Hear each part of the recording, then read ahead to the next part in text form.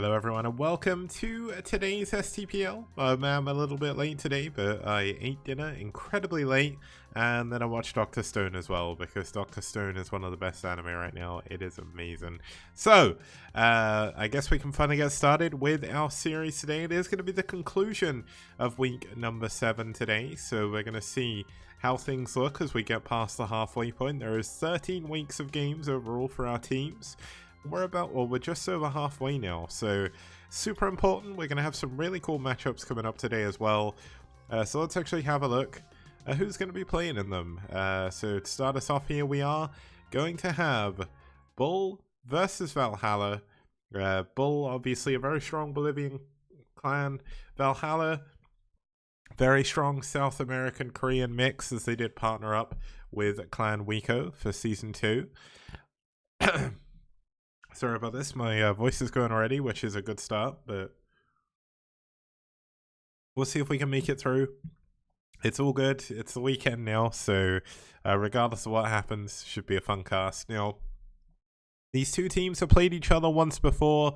They are 1-1, so kind of cool there. Valhalla obviously doing slightly better than BuLL are in this season, but only by 1 match win, so we'll have to see if that comes into it as we have a look at their rosters. Obviously, who we get to see play is kind of the important thing. Now, in match 1, we're going to start off with the ZVP. It's going to be Dark versus Last. Then we're going to head into a TVP, which is going to be Fly Mio versus Show.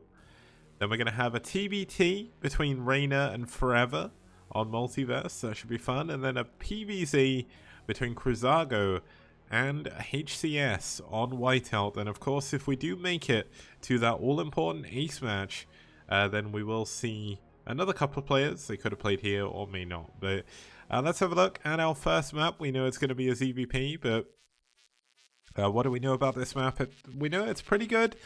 A little bit imbalanced according to these stats in PVT, but obviously this is going to be a ZVP. It is only 1 over 2 here for Zerg, so Protoss doing a little bit better, but the sample size not the biggest. This certainly looking to be a stronger map for Terran, although TVZ is actually not going very well for Terrans right now, but we've had a ton of TVT on this map. But regardless, let's introduce our first couple of players. To start us off here, we're going to have from Bolivia for BuLL, it's Dark. Now he is 1 for 5 against Protoss, which obviously not the best of records, but he's going to be looking to improve that as we get into the game here. And his opponent fighting for Valhalla is going to be Last with an 87% win ratio. Up last 6 games have been wins. Has only played against one Zerg, should I say. It was Jim who he did beat. That was from Sai. So definitely things looking a little bit better here for Last, but you never know what's going to happen as we get into game number 1. It's Dark versus Last on New Tornado.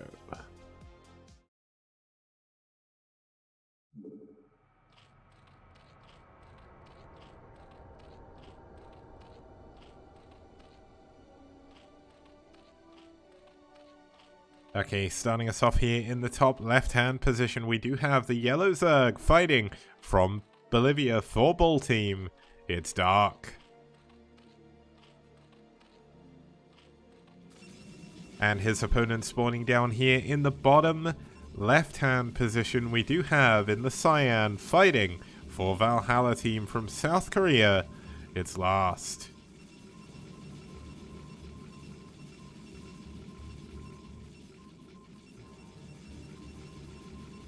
Now if we have a quick look at their average durations versus each other, Last, his only game was only 8 minutes long, whereas in the 6 games Dark's played, it's been around 16 minutes, so that's kind of cool to see. Hopefully we'll get a little bit of a longer PVZ here on Wednesday. We had a ton of PVZ, all of them ended very, very quickly. Hey Xbox, nice to see you. Quacks. It's not the pro gamer Last, it's one of the many other Lasts there are. And hey, Sneaky Lava, and what do you believe? That's actually kind of weird. I don't like that emote combo. It's making me feel uneasy. Now we are going to have a gateway expand coming in here from Last. Very common build these days in PvZ. just because it does allow you to be a little bit more aggressive. It forces the Zerg to kind of either go overpool, which we see from Dark, or go 9 pool. They don't often want to go 12 hatch against a gateway first opening, and obviously the Zerg doesn't know that it's going to be a gateway first for a while. Is it the pre-game of Dark? No. Was there even a pro game? Oh, there is a pro game of Dark, isn't there? He's in StarCraft 2. I forgot about that. He's only the person winning everything, right? So, how could I possibly forget who he was? Now, this is going to be the first moment in this game. Dark is really going to see what his opponent's doing. Now, usually you wouldn't see a drone scout, but he did send an Overlord scout, which did not find his opponent. So going for this drone scout, super important. You want to make sure you're not being too gated. And you need to know kind of how many lings you want to build early on. Now, it looks like it's going to be 6 here for Dark to start with. This is going to allow him to deal with this initial Zealot relatively easily, at least until this hatchery is done. But with the hatchery not being done from the back of a 12 hatch, no, it's actually going to be 8 lings. Now, 8 lings could be a little bit of an overreaction, but maybe he's opting to play a little bit more aggressive. There's no forge here. And look at this, the drone coming in, scout out, what's coming up next? He's going to see, oh my god, a drone actually blocking a Nexus. How often do you get to see this, guys? Okay, so Nexus up, he knows now that there is absolutely no cannon. So if he can kill this Zealot really easily and get those lings across the map, he is going to be able to do a ton of damage to last mineral line. Now, let's actually have a look. He does kill that first Zealot. The second Zealot going to go home, knows how important it is to try and hold on to his wall here. Now, I can never be too sure if this is tight. I don't think it is, and this definitely isn't. So, going to use the 2 Zealots that have spawned to go in there. Dark, definitely looking to put on a little bit of pressure, but no speed is going to be done for a very long time. But this does look like some kind of all-in here. There's nothing but lings on the way. And when this happens, it's kind of scary, because even though there is a forge, even though there's Zealots, the lings can kind of just bounce in, do a little bit of damage to the building. Oh no, it is that. Oh no, it's not tight. Okay. So we all learned a valuable lesson here, but the cannon is going to be on the way. He does not... Oh my god, it's not tight on the left-hand side. Oh, he gets him behind the Zealots. This isn't the best trade, though. Good trades by Last. Is going to have to hold on at least until this cannon is done. At least I thought it did. But 3 lings are going to be in the main now. Another 2 coming in. Another 3. He's going to try and focus down this both the cannon and the Zealot, because the cannon is going to do a ton of damage. But look how much damage it takes while warping in. And all of a sudden, Dark is in an incredibly good position, but he still needs to be careful. The Zealot is going to do a ton of damage to these lings. The probes going to really help this out, but the lings carry on living. There's another couple of lings coming in as well. And oh, look at this. Last is doing everything he can to keep this cannon up, as he knows that is super important. If this cannon finishes, this could be very different, but there's a ton of lings on the way still, so this is absolutely crazy. The Zealot getting surrounded. A brilliant move by Dark, and it looks like Last is going to lose his first game in 6 weeks here, as this is going to be very, very difficult for Last to be able to take this down. He's lost a ton of probes. He's down to 4 probes overall. GG. Last taps out, and Dark takes a very quick game number 1. Well, that was a very quick game. 5 minutes, not quite the 6-minute curse, but as I did say last time, that was kind of exaggerated a little bit. I think it was just for the longest period of time. It felt like every game was 6 minutes, but only 100 games overall were around that. So I know it seems kind of crazy I'm saying only 100, but it was over, well, there's been over 1,000 games played in the STPL now. So that's actually not that many, not even 10%. Wait, no, it would be 10%. Oh my goodness. Maths is not my strong point. Don't do maths on stream, guys. It's not a good idea. But we're going to go into game number 2. I'll do it like straight away. There's no point really waiting here, because the way everything's gone, there's obviously not too much point. That was a 5-minute game. So let's quickly add the win for Dark. And let's have a look at who our next couple of players are going to be. Now, I'm going to introduce one of the players, and then we'll go into the map, because the other player is a brand new player to the STPL, so not really too much to say about him. But having a look here, it's going to be Flymeo for BuLL, 44% win ratio overall, 3 for 6. No, I'm not even going to say what I think that percentage is. 3 for 6 against Protoss as well. So not the best versus Protoss win ratio, but he does play against some of the best players from their respective teams. If you look 5 weeks ago, he actually played against the #1 ranked player in the entire league. So pretty cool. It's unfortunate for Flymeo he's done that. His opponent for Valhalla team is going to be Sho. This is going to be their first win overall. And Hirmu, you've actually lost your amazing month subscriber badge because you're one of my fantastic founders. So I think that looks a bit better maybe. But let's have a look at the map. We're going to be going into, we're going to go into Blitz X next. Now this is going to be the first time we'll see this of 3 times today, of course, but it's a 2-player map. Top right, top left hand spawns, very close buying ground early on, but the later the game goes on, the harder it is to push super quickly, and the game can be drawn out pretty well. So in terms of win percentages here, we've got PVT 8/3 in favor of Terran, so pretty good map for Terran the way this is going. We'll have to see if that's going to continue as we get into game number 2.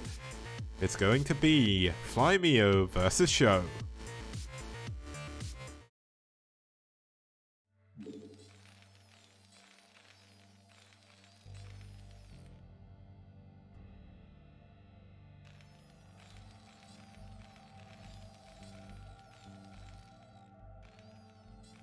Okay, starting us off here in the top left-hand position, we do have the olive green Terran fighting for BuLL from Bolivia. It's Flymeo.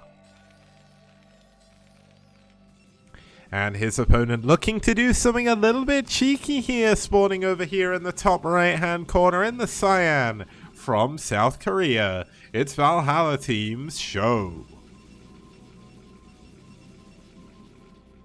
Now let's have a look at where this pylon is going to be placed down.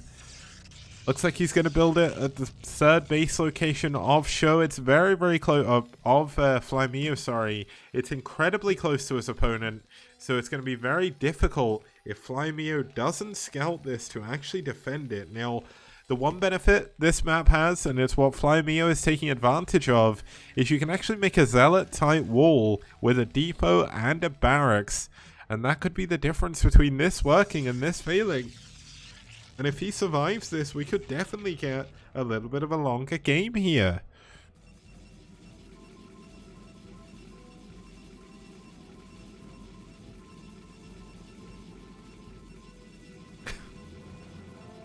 Is this the Pro Gamer Show? No, not the Pro Gamer Show. Now, it is only one gateway, so it's not super all in or anything crazy like that. But, oh, he's blocked the wall. Wait, does this still block it? No, it doesn't. There's a gap around here the Zealot can get through. Now, he's going to send out an SCV. He needs to find this proxy. This would be ridiculous if he can't find this proxy now. Because if he cannot defend against this, it's going to be another very quick game in this series. Now, we just had Dark take down last in game number 1. So let's see if Flymeo can keep up the spirit here for BuLL and take down the number 2 ranked team in STPL Season 2. As that'll catapult them up the rankings a little bit more as well. So looks like Flymeo struggling a little bit with this Pro Paras. He's taking a ton of damage on his building SCV, but doing a good job repairing it. No, he loses it. But he is going to finish the barracks, which is the main thing. But the trouble is, the barracks may be done, but he has no marine. And he's going to lose a ton of SCVs to these Zealots. The probe goes down. That's a very big move. Does need to keep these SCVs alive, though. And doing a pretty good job so far. It's very difficult to properly micro against Zealots with just SCVs. It should be a lot easier. You do have the linebacker SCVs, as Rapid calls them sometimes, but they're not that great.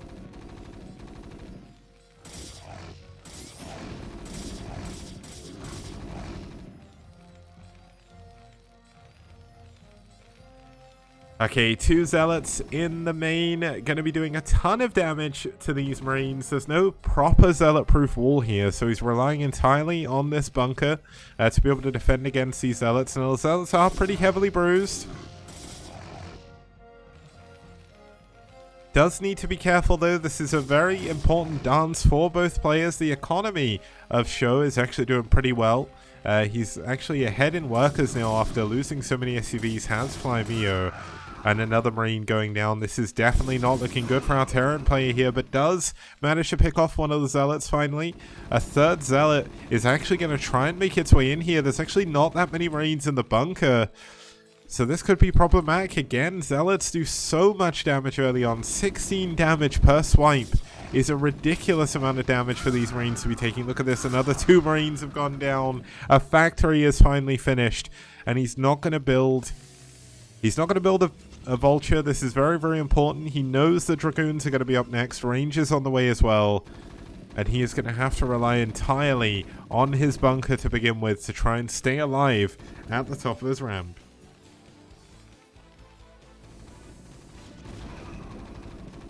And this is when things really start to get awkward for the Terran player, because you really do not want to be dealing with this. Now, this second gateway isn't really in a position that it can offer too much assistance in this fight by Show, but we see that wall has finally been completed. This makes things a lot easier to hold on to.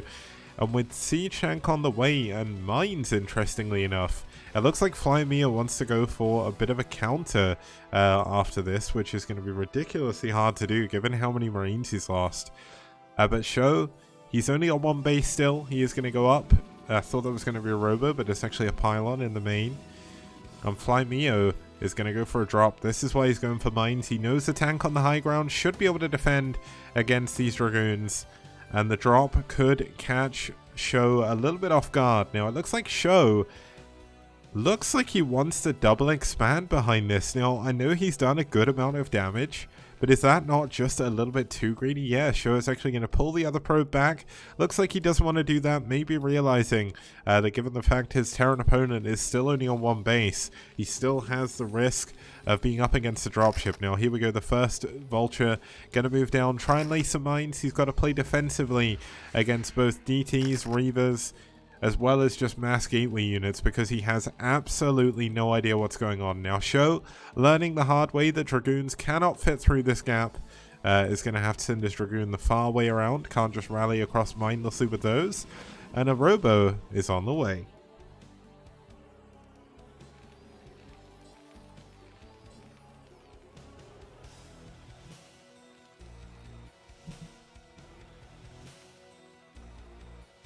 Now, Vulture gonna see this gateway. He's gonna try and kill the pylon. Obviously, it's not gonna be easy to do. The Dragoon should be able to get back here and defend against this. Now, if he had his mines still and laid his mines there and then attacked, he could have killed all those goons with mines, which would be crazy. We do have siege mode coming in before speed, so it looks like siege is gonna be important to hold on. Thanks, Last Boss 4, for the sub, man. I noticed you've subbed for 4 months, and you're on your 1-month streak, so cheers, man. Means a lot for this, or thanks a lot for the support.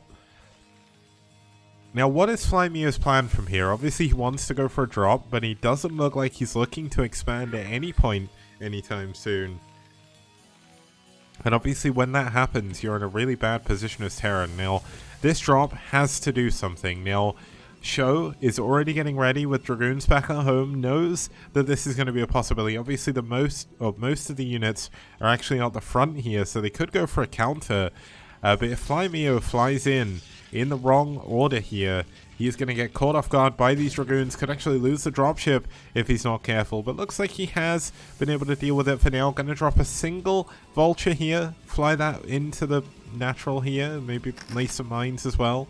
Make it a little bit more difficult, and look at this. Show is unable to keep all of his units where he wants them because he has to deal with one of the angles. Now, is Fly Mio going to take advantage of this and go into the main? It looks like he isn't for now, but he is kind of moving back and forth a little bit, just posturing with this dropship to see if he can get any damage done. Now, the Robo, of course, being so late means the observatory is going to be so late as well, but there is a shuttle already, there is a support bay, and there is a Reaver on the way, and things are going to get harder and harder here for Fly Mio if he cannot find some damage.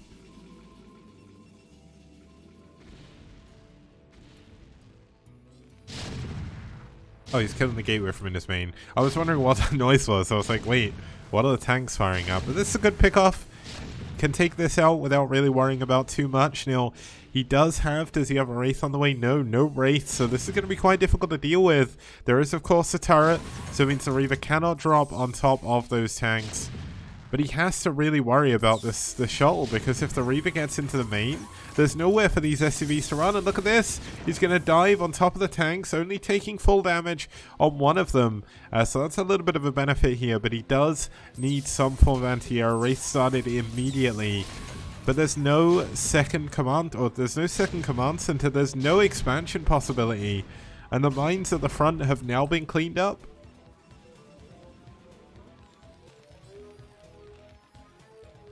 Okay, so the extra pylon's gone down. A little bit more of an annoyance for show, not really worrying about that too much. It is supply blocking him, but not the biggest deal. Now, how is Fly Mio going to come back in this game? This is the question we all have to ask. There's going to be a single vulture dropped over here to the main base. Or actually, you might go into the natural node. Going to run into a cannon now. Going for cannons here is... Oh no, he's going to lose the dropship. Damn. Losing that dropship is a big, big loss for Flymeo. He has to try and do damage somewhere. He can't let the Protoss lie like this, because if you let the Protoss get this far ahead, it's going to be so, so difficult. He's going to be relying on a big, big push off of 2 factory to just try and secure his natural. And that is not a position you want to see yourself in as a Terran player. There's no armory. There's no upgrades. There's no 3rd factory anywhere in sight, because he simply cannot afford it. And we already have a 3rd base coming in for show.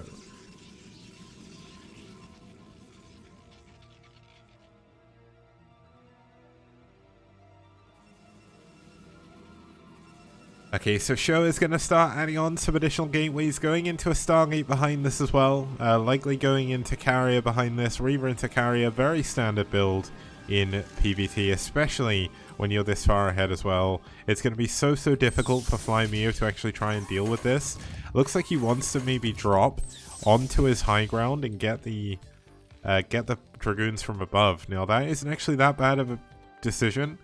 Wait, is he just going to go for a big drop into the main? Is he going to try and leapfrog across? One of the bonuses of this map for Flymeo is just how unbelievably close the mains are by air. So this is actually not a bad idea. A lot of show's units are out in the middle of the map. Thanks, Buena, for the tier 1 sub, man. Glad to see you here. I know you already spot on Patreon as well, so massive thanks.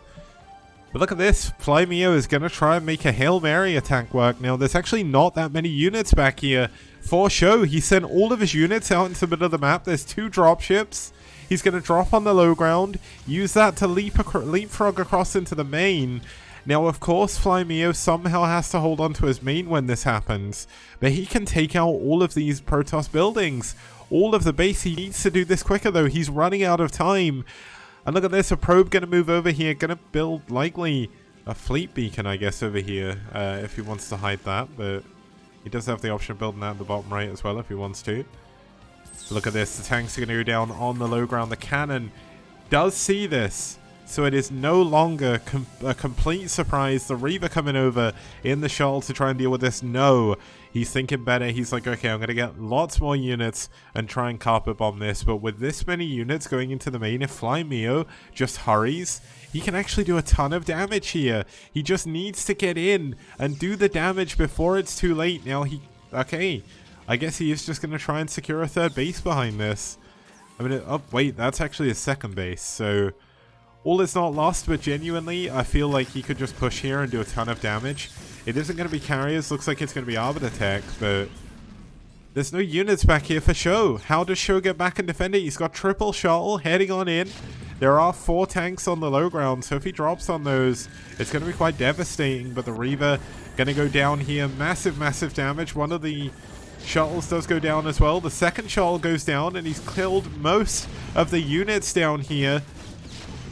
Flymeo has done a ton of damage to show. This is the kind of damage he needed to do, but he needs to get a move on. He needs to push in on these other gateways, as he is pretty well defended back at home. Show can't really deal with it. deal with the attack even, but Sho can't, or Flymio can actually push through here and do a ton of critical damage. He can get across over to here, siege this mineral line, attack the gateways at the same time. Now he does need to be careful. He's going to have to add a lot of turrets here to defend against the shuttles. And these could be some serious mind drags. But if he gets the Forge, that's going to be one less upgrade coming in for the Protoss player. Although I feel getting the Templar Archives would be more important. Now here we go. Nice mind drag by Sho on those initial vultures. The tanks at the back were under fire, but do manage to hold on. A nice building wall here from Flymio, using the turret and the supply depot to really help out. And finally, Flymio has some units in a position that can do some damage. The natural is coming up. Well, I said that's the natural. That's the base no one ever gets to take. But Sho is getting all of his units on top of Flymio's army right now. 2 tanks in the back doing a ton of damage. A lot of Sho's units going down, and if Flymio can win this game, it will be an absolute miracle and a wonderful play to be able to see. But the extra tank getting dropped in here with an SCV to finish off this building. There's a tank now in position to shell at the mineral line of the 3rd base. There is a 4th base in the bottom right, but all is not lost here for Flymio. He still has a strong position, but this could be the nail in the coffin. Massive mind drags going down on absolutely everything right now. But all of the zealots get cleaned up. It's going to be nothing but 4 dragoons against 3 siege tanks here. 1 of the tanks goes down though. 2 of the tanks go down. Can the 3rd one go down? Yes, it can. Sho has held on marvelously and is going to be able to clean up the buildings in his main base. There's another couple of dropships worth of units coming in, but there's only 4 factories. There's only 1 tank at a time. Only now able to get up to 2 factory production on tanks.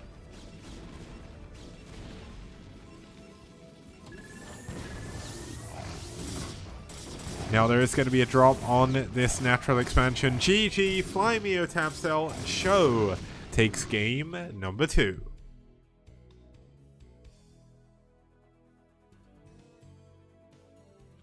Okay, genuinely, that was actually a really cool game. It's not often you get to see that kind of play. Flymio, I feel if he'd moved a little bit quicker, if he'd have tried to do critical damage into the main, if he gets on top of the gateways, kills the pylons immediately, Sho's army wouldn't be able to get back up his own ramp into his main. So, a little bit of a risky strat there by Flymio. Obviously, it didn't work out, but in another universe, he won that game. So, Flymio shouldn't worry about that too much. It's not often you get into a game like that. When you do, it can be very difficult. Now, we're going to be heading into a TBT when we get back after this very short break. It's going to be Forever. Who's he against? That doesn't matter. Forever versus Rainer, I believe. Okay, so, see you in a second.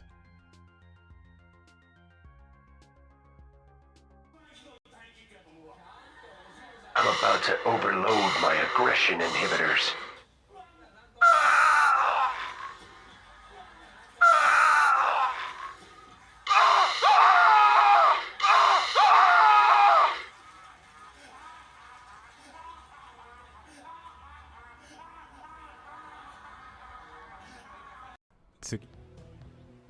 Outstanding.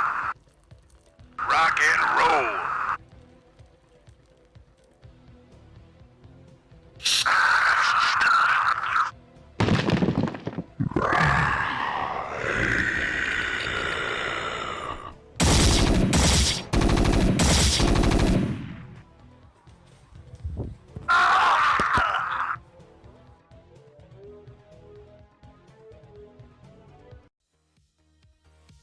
STPL does. Bio TVP. Wow! You got it. STPL does. Mass Scouts? No problem. Broadcast 3 nights a week on Monday, Wednesday, and Friday, 2100 CEST.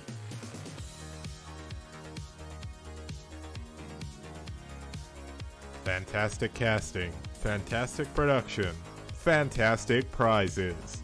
Only here on the STPL.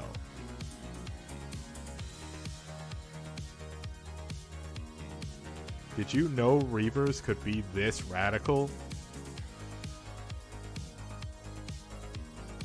How did these lings even get here?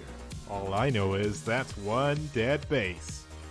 STPL does! Wraiths, Valkyries, Carriers, and Corsairs. Forget about it. You won't see that anywhere else.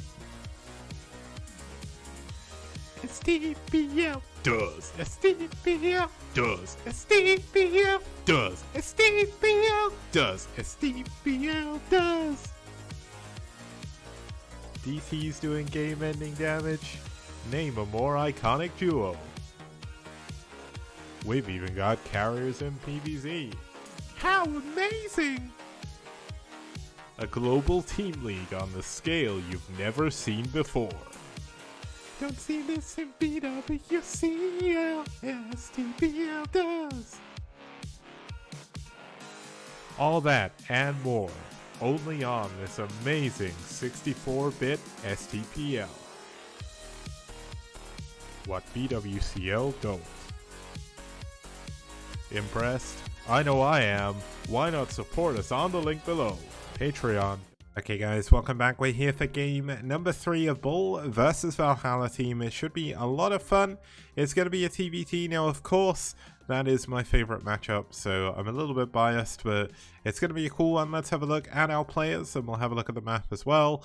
We're going to start here with for BuLL, Reina, obviously from Bolivia as well. One of the stronger players on BuLL overall. 58% win ratio for him. He's actually 2 for 5 against Terran, so he's had some tough opponents. Obviously, you see the last Terran he lost to was Medinho. Now, Medinho is one of the better Terrans in the league. Let's have a look at his opponent. Going to be Forever. Now, Forever has a 71% win ratio overall, but his only TBT he did lose against Kyrie, and that was on BlitzX. That was a fantastic game. But let's actually have a look at the map they're going to be playing on, as that does shape things up a little bit differently. It is going to be Multiverse. Now, in TBT, Multiverse can go very, very long. You can blow up the assimilators in the middle of the map to make it a semi-island map until someone breaks through those temples. But even if you break through those temples in a TBT, it's not going to be easy to push through. Dropships, wraiths, both going to be incredibly important here. And of course, it's always nice to note the top right and bottom left hand bases, which are technically island bases, as ground units other than workers cannot get down there without a dropship. So let's have a look as we get into game number 3. It's Reina versus Forever here on Multiverse.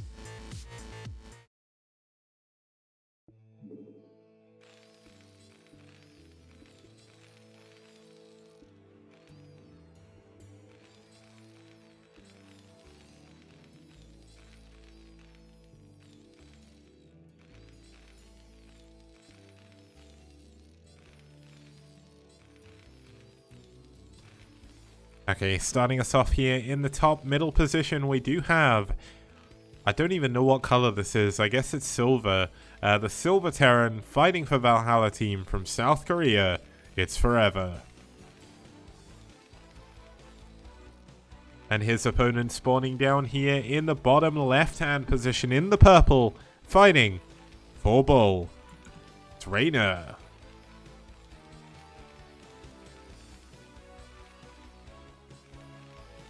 Now, the last TBTs we've seen of Reina, they've been pretty good games. Now, obviously, once again, I am pretty biased because I do love TBT a hell of a lot. But TBT is definitely an interesting matchup on, especially this kind of map. It's not often you get to see it, so I'm kind of excited to see it here. Now, have I completely messed up the colors, or does that look okay? I can't tell. But TBT, obviously one of the longer matchups in the game.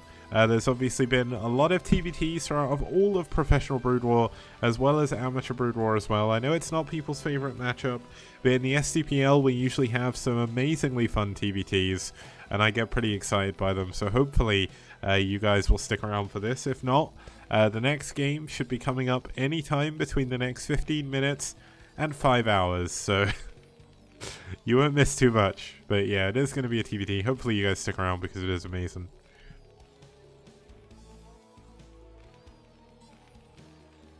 Yeah, I can't, it's weird. I can't figure out how to do the color for him, so it's just, I don't know. Let's try this. Maybe that works. If it looks okay, that's cool. I'll take it. Both players going to be scouting out into the middle of the map. Now, interestingly, one of the strange things I've actually noted to Blizzard is in replays, neutral buildings don't appear on the minimap anymore. So, makes this map, makes Neo Arkanoid a little bit harder to cast, at least when you're looking for what's going on. Now, both players have gone into a refinery here. Now, Forever has actually opted to stick in gas, so it's likely going to be a starport opening for him.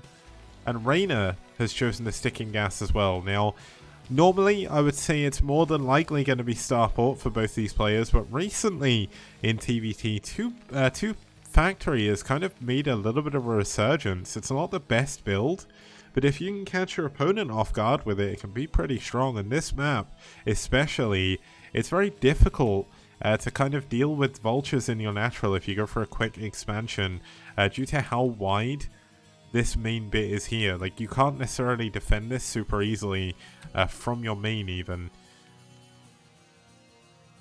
Now, unfortunately, Reyna did send his barracks in the same direction as his SCV, trying to catch the opponent a little bit off guard there, but that's going to make his scout even later. Forever is, of course, not going to be able to scout either, just because both players are pretty well defending against this. Now, there is a starport coming in here for Forever, and Reyna is also going for a starport, so it's going to be one port each. Is there going to be a second port being added on? Both of them are banking up a ton of gas right now. Neither of them really willing to pull off gas for any reason. Now, denying the scouts for both players is going to be super, super important.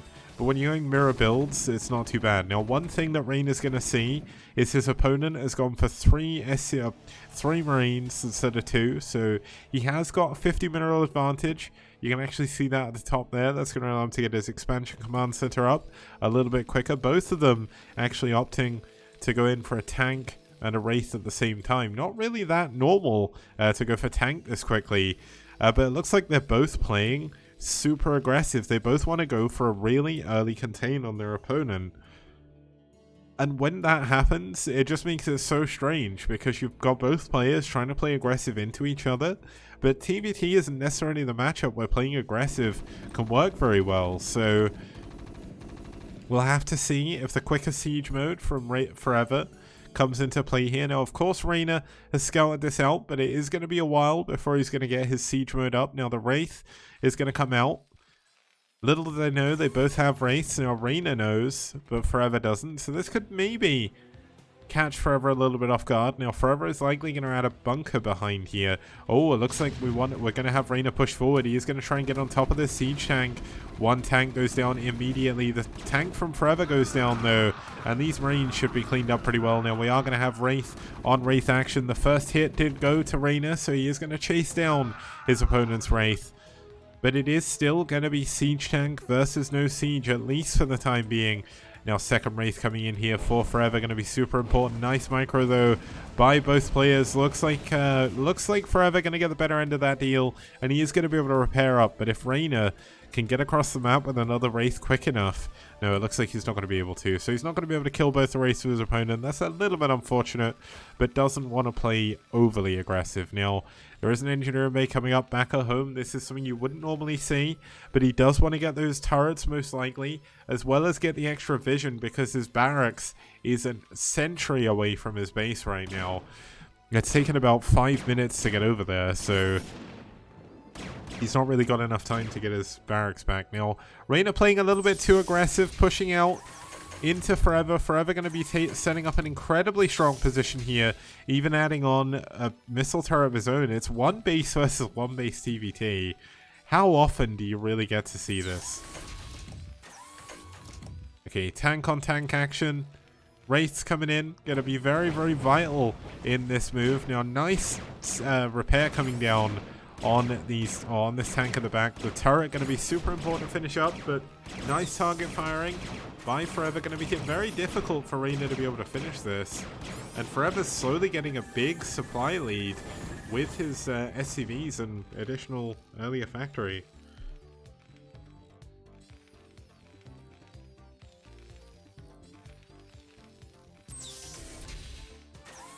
Okay, so 3 siege tanks up here, 4 forever, 4 for Reyna now. Reyna does need to be very, very careful though. If you misclick, you're going to lose your tanks, and that's not a position you want to be in now. Reyna didn't actually opt to add any additional wraiths on. It's so strange. He's got a command center coming in, so does opponent, but he's not really going to be able to expand with it very soon. Now, we're going to see Reyna push forward a little bit, but he's got no way of breaking the vision of Forever. This barracks is kind of reigning absolute for the moment. So there's nothing Reyna needs to worry about. He's not going to be broken at the front. Unless we get a large swell of units coming in from Reyna, it's going to be impossible to break out. Now there is a Wraith up here in the main. Hasn't done too much damage, just kind of tickled a few SCVs here. Looks like he is trying to just pull the Wraiths of his opponent back, but Forever is not taking the bait. He's really not too worried about that right now. He's got 4 Wraiths up at the front. They are going to be massively important in this coming engagement. Now the Engineering Bay going to push forward, but the trouble is, he cannot shoot his opponent from here. And the reason why we know that is because his opponent can't shoot him. TVT tanks can shoot a little bit further than their vision range, so as long as you get some aerial vision like this barracks, like these Wraiths, there's going to be nothing that our Purple Terran player can do against this. This is such a difficult position to be stuck in. Now we do have a big drop possible coming in here at the back. Speed is going to be coming in for these Vultures, but he's not going to be able to hold on at the front. He's got 2 tanks against 5. He's forced to pull back. The Wraiths are in a fantastic spot. Now, is this drop going to be able to do critical damage? That is the important question here. The Wraith has pulled back again in the main. No kills still. That has been there forever. Now, it looks like the tanks at the front have gone down. A Vulture coming in to help soak up some of this damage, but there's so many Wraiths at the front here. This is going to be so difficult. And the drop coming in to... No, the drop isn't coming in. That's the barracks still. And a lot of SUVs going down from Reyna. I think, unfortunately, this might just be game over. He can't even hold on to his own natural here. There's no mines. There's no siege tanks. Okay, there's a single tank. But what's it going to do against mass tank, mass Wraith? It's going to do nothing. He's going to be forced to lift. Now the drop has come into the main. This could be a ton of damage. There's not actually any units back here to defend. But already, Forever has pulled his SCVs. He knows all he has to do is hold on, and he will be in an unlosable situation. Now, 3 SCVs have been taken down. Not too many. Could get a 4th up here. Could get a 5th. But look at this. Forever is in a position using his barracks fantastically here. And the Wraiths are back at home. They're going to be able to take out the dropship. There's no Vultures left back up here for Reyna. Looks like this Wraith did eventually get 3 kills. And a Marine come out the barracks to immediately die. Nice try by Reyna. But the trouble is he's never able to win back the air advantage. And GG, Reyna taps out. Forever takes game number 3.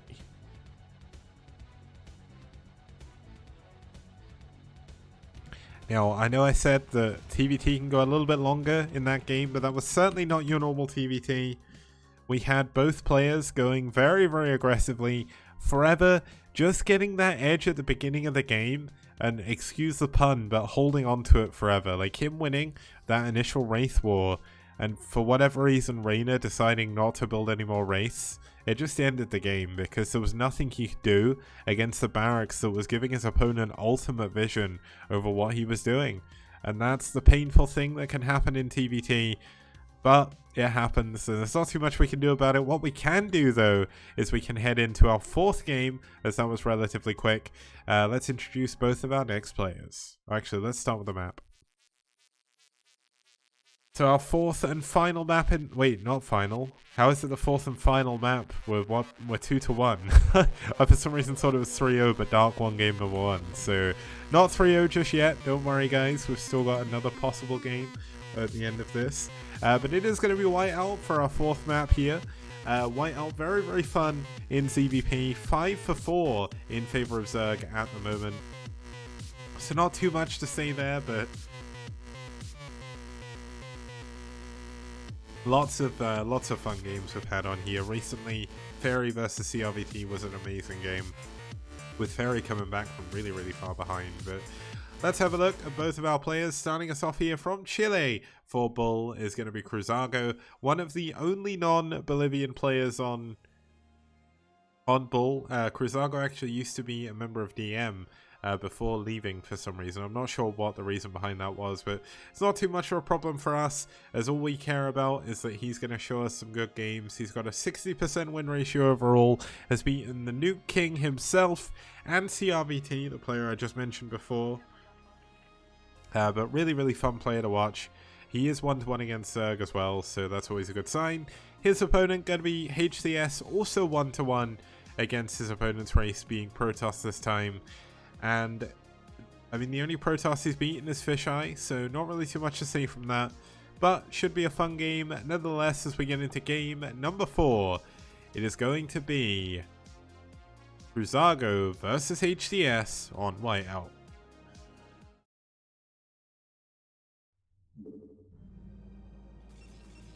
Now, I thank goodness both these players actually hosted in Term Rate 12, hosted in top versus bottom. Hosted Term Rate 12, what am I going on about? Essentially, they are both 2 shades of blue if I press Shift Tab, so we got kind of lucky here. It's a good job they actually paid attention to the rule. But let's actually add the colors, then we can get going. So starting us off down here in the 6 o'clock position, I guess more the 5 o'clock position, it's going to be the blue Protoss fighting from Chile for BuLL. It's Cruzago.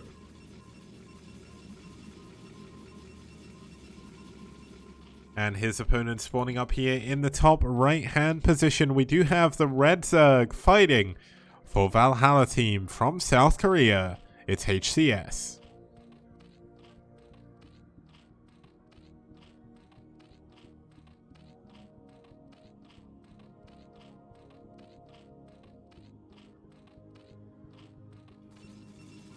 Okay, so PvZ, we've seen a lot of it. Over the last week, we saw 6 of them on Wednesday, so I mean, none of them really played out the same. That's one of my favorite things about the way Brood War operates. You have so many games that are the same matchup, but they never really look exactly the same every time. Now we do have HCS going for an overpull here. Looks like we are going to get Cruzago scouting in the correct direction as well. We are going to see that gateway expand again. We did see this in game 1 of the series. It didn't really... Wait, am I remembering this wrong? Yeah, it didn't really go too well because Dark just built a ton of lings and just killed his opponent. So hopefully that's not going to happen this time. We actually had like a 5-minute game, I think it was, in game number 1. It's kind of worrying that that was only... Well, it was less than an hour ago and I've already... Well... Yeah, it was like 40 minutes ago and I've already forgotten what happened. It shows what solo casting can do to your brain after a long day of work. That is one of the things I'm looking to aim towards, if I can. On Patreon, I'm looking to get... I've set a goal up. Essentially, I've worked out the figure it would take for me to do 1 less day of my actual job and take casting a lot more seriously and do an extra day. And that would be pretty cool for me. So if you want to help out that goal, do check out the Patreon. The link gets posted every once in a while. I know there's some amazing contributors already, and I'm very, very thankful for that. But in terms of the game, we've got HCS building a hatchery here. We're going to have the Nexus coming up after Forge here from Cruzago. So Cruzago not making the same mistake last made in game number 1. He's going to play a little bit more defensively. Very, very important to do that against the Zerg going overpull, because even though overpull isn't exactly the most aggressive of openings, they do get a lot of lings quite quickly if they need to.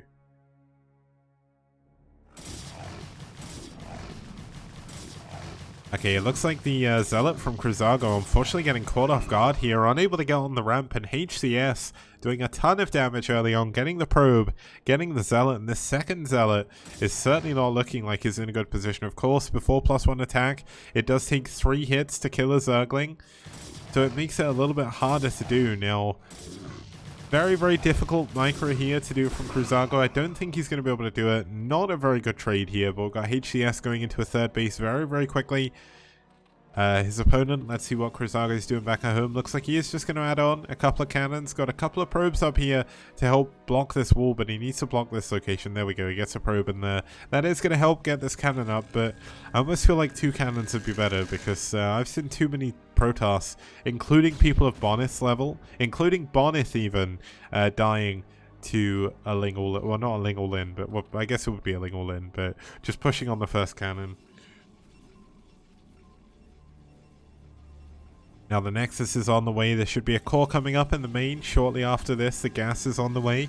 Now Cruzago, the last time I remember his PvZ, I think he went for a Stargate first, so I don't think we're going to see super quick Dark Templar here or anything. But that can be a very, very strong build as well, so we'll have to see what's coming up in the next couple of minutes for him. Core, of course, very, very important before you can go into any of the other tech that Protoss has to offer. Tree above the forge. Oh yeah. Yeah, that tree looks nice. Oh my god, no, the Lings are going to get into the main. Oh, they're going to jump on the cannon. Oh no, the cannon dies so quickly. Why don't vultures kill them that quick? But here we go, the Lings do get cleaned up by the probes, but of course, this does leave Cruzago a little bit more open. A little bit later on. Now there is 3 zealots here. A lot of the Lings did just go down. But Zerglings can spawn very, very quickly, and they can grow in number incredibly quickly as well. Now, of course, the Zealots, they are going to be able to one-shot Lings if they all attack at the same time. Oh, this is really clever, using 1 or 2 Zealots in the main to draw all of the Lings away, and attacking with a single Zealot here. Only getting a single drone, though. Looks like a 3rd drone. Yeah, 3rd drone did go down at the very last second there. But the 2 Zealots in the main get cleaned up, and I feel like we're watching a Protoss player maybe being a little bit too aggressive, going into double gas immediately. Stargate is coming in, so we are going to see some tech coming up after this. Looks like no additional drones went down up there, and another Zealot did die, so certainly not the best position. This poor Zealot definitely going to have to run back home. Now, Cruzago does not know about the 3rd base. It's going to be very important for him to scout the amount of hatcheries. But is HCS even... He's not even teching up behind this. He's finally going into a Hydra den. So it's going to be 5 hatch Hydra, but with no lair. So against Corsair... Oh, there we go. The lair's coming in. Perfect timing by HCS. Oh no, the Ling's getting on the top of the cannon. No, they're going to ignore the cannon this time. Go straight into the main. The Citadel's coming up in the main. 2nd gateway as well. The Lings are going to see all of this, and there's barely any Zealots back at home. Wow, nice pick off on that Ling with those probes. Don't know how the hell he managed to do that, but probes are pretty good units, guys. Make sure you use them.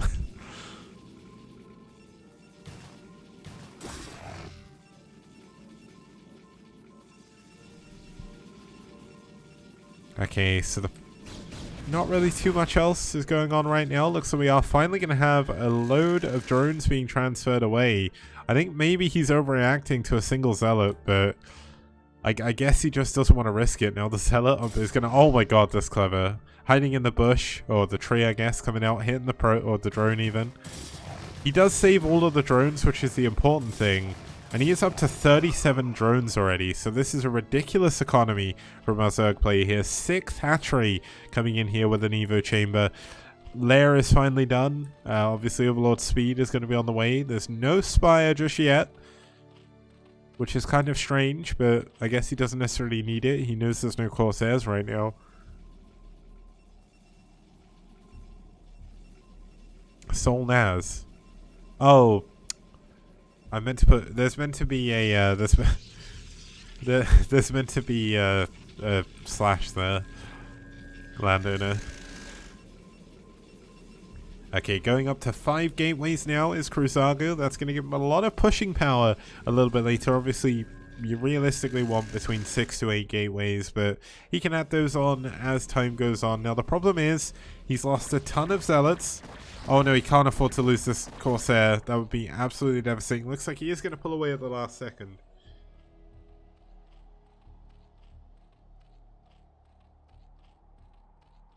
No. The slash is because that's the 3rd series. So it's going to be BuLL versus VT, which we're watching at the moment. Ash versus Sol, and Naz versus IRK.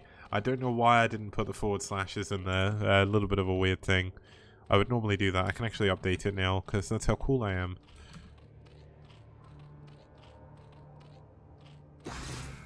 Okay, we finally have a DT out here. Does kill 2 Lings. Will HCS know about this? Because obviously when a DT hits, or single hit kills, or one hit kills I guess you'd say, a unit, it doesn't make a notification. But the trouble is, while a DT can one hit kill like a drone or something, these Hydras look like he's going to one hit kill Cruzago, because Cruzago doesn't actually have that much going on back here. Now is Storm done? If Storm is done, that is going to be an incredibly powerful fighting force here. Where is the Templar Archive? So it's in the natural. Oh my god, there's no... Oh, there's no Storm. He forgot Storm. Oh, that's rough. But this... Okay, this is kind of funny. The fear of Storm is actually pushing him back. So, there we go. Oh my god, he gets another High Templar. There's been like nothing but High Templar coming out these gateways for the last minute or so. And unfortunately, he's losing them all. HCS definitely in a very strong position in this game. Looks like we are going to see... No, not going to be a 4th base over here. We're going to see a lot of Overlords fanning out. Very important to check for DTs. And now the Overlord back here is going to see what's coming out the gateways, but is going to be finally taken down. But he's still worried about Storm. This is an incredibly small choke point. If you push in, you can't really split against the Storm. And he's actually giving his opponent time to get Storm. Now, he is just going to go into Lurkers behind this, so he's very much likely going to set up a big Lurker contain. And he's going to put the Air of Grievance onto Cruzago, because HCS knows that he's in an incredible position right now and he doesn't actually need to do anything. But this is a really good engagement by Cruzago, getting on top of everything, but there's no detection, so these Lurkers are going to go unhindered for now. And Storm, I think, is still not done. There we go, Cruzago taps out. GG! HCS takes game number 4 and wins the series 3-1 in favor of Valhalla team. Now let's actually kick it on over to the results screen here to have a look at how that all panned out, of course. Then we'll take a little quick break before we get into Series 2. But having a look here, we saw that BuLL won game number 1. Unfortunately, they couldn't follow it up. Show winning game 2, Forever winning game 3, and HCS winning game 4 to take Valhalla team 3-1. And that's going to secure, I believe, their position in 2nd. At least for now, as we're going to have another game coming up soon. Oh no, that will actually secure them in 2nd for this this week. White Clan are 5-2 at the moment. They're going to be up next though. No, they're not. They played the 3rd game. They beat Ash. Ignore me. Oh, I know we definitely saw them this week. Thanks, Mind Player. Means a lot, man. But let's actually head on over to a quick break here while I set up the next series and get another little bit of a drink. Now, I don't know what the hell screen I managed to click on there, but that's what the STPL overlay looks like. It's all a green screen. It's all fake, all of it. Yeah, let's kick it on over to a break, and I'll be back in a few minutes with series number 2.